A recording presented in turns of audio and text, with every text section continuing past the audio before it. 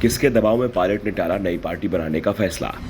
Pilot बनाते नई party तो किसे होता सबसे ज्यादा नुकसान।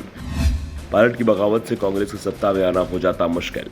राजस्थान में कांग्रेस की चिंता 11 जून को लेकर बढ़ी हुई थी, लेकिन 11 जून कांग्रेस को बिना कोई नुकसान पहुंचाए निकल गई। दरअसल एक पखवाड़े से चर्चा चल रही थी कि 11 जून को राजेश पायलट की पुण्यतिथि पर उनके बेटे सचिन पायलट नई पार्टी का ऐलान करने वाले हैं, लेकिन सचिन पायलट ऐसा कोई कदम नहीं उठाया जिसके बाद उनके कांग्रेस से संबंध पूरी तरह से टूट जाए।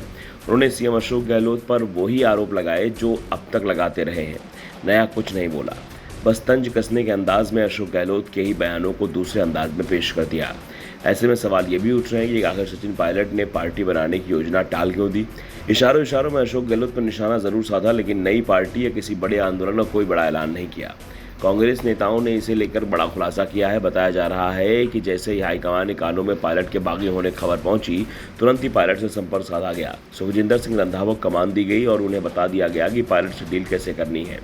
पायलट को धमकाया जाएगा तो वो बागी हो जाएंगे, इसलिए उन्हें समझाया जाए, और ये रणनीति काम कर गई। पायलट को समझाया गया कि वे 11 जून को कोई ऐसा कदम ना उठाएं जिससे आने वाले दिनों में पार्टी के लिए या उनके लिए मुश्किल भरा हो जाए। केंद्रीय नेता सुलह का नया फार्मूला तैयार कर रहे हैं। इस फार्मूले में सचिन पायलट का राजनीतिक भविष्य सुरक्षित रखा गया है। फिलहाल राहुल गांधी विदेश दौरे पर हैं। उनके आने के बाद यह फार्मूला उन्हें बताया जाएगा।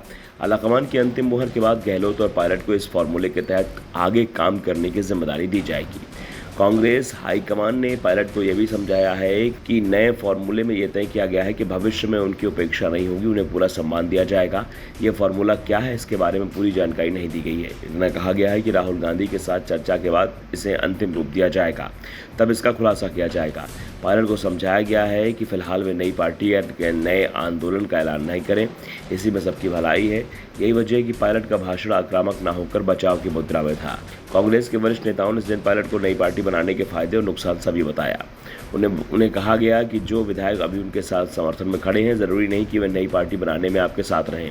समर्थक विधायकों में से कुछ अशोक गहलोत के खासम खास भी हो सकते हैं। बीजेपी कुछ विधायक भी उकसाने की कोशिश करेंगे ताकि कांग्रेस का नुकसान हो।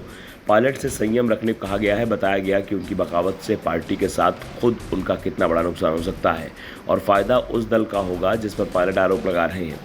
पायलट को संयम रखने को कहा गया और आखिर में पायलट ने इसे स्वीकार कर लिया। अब आगामी दिनों में ये देखना दिलचस्प होगा कि पायलट को पार्टी में कितनी तवज्जो दी जाती है और उनकी ओर से उठाए गए मुद्दों को निस्तारण कैसे होता है।